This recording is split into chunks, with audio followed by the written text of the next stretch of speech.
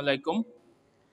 আলোচনা করছিলাম এসডিজির sustainable development গোলসের 12 নম্বর। এটাতে টেকসই উৎপাদন এবং টেকসই কম্পিটিশনের বিষয়ে বলা হয়েছে। এসডিজির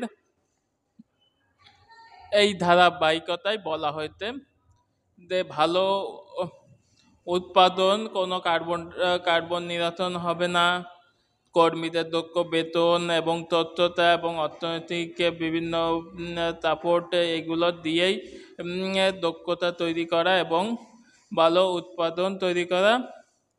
তাতে সাথে পরেও কম্পিটিশনও থাকতে হবে। এটা চাচ্ছে না বলতে